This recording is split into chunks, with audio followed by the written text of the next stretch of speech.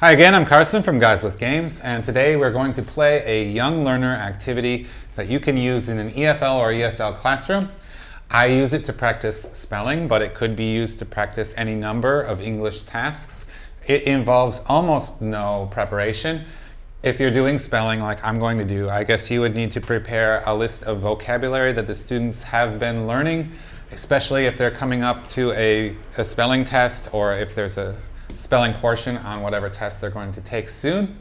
You need to draw this volcano shape on the whiteboard with 12 steps, and you need a dice to play.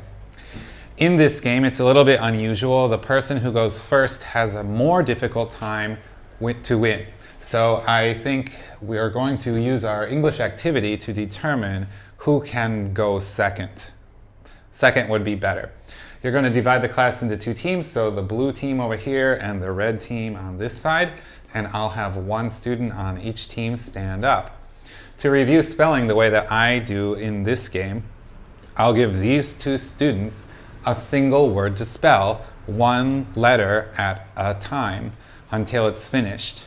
So for example, if I say, okay, these two students, how do you spell bathroom?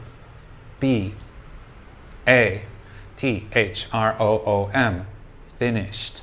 I always make my students tell the class that they know the word is complete.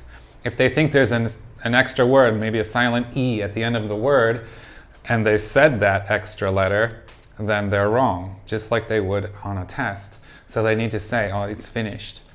If there are no mistakes, great, they just play paper, scissors, stone, and the loser needs to go first. However, if someone makes a mistake spelling the word, that student must play first after I correct them and tell them how to spell the word. So going first, what does it mean? You roll a dice. Let's say the red team lost. They got 5. So they go up 5 steps, and I will ask them, do you want to keep going or stop?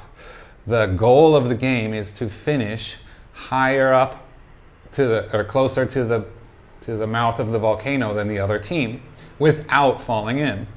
5 is okay, I can roll the dice again. So he will say, keep going. He gets 2 more, 7. I guess keep going, that's not gonna win. So 1, ooh, difficult. Maybe stop.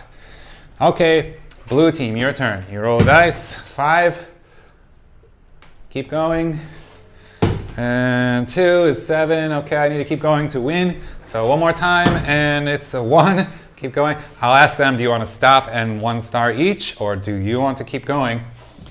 Maybe he doesn't want red to have any points, so roll the dice. It's a 1. Okay, stop, finished. Then the blue team gets a star, and we reset these back to 0.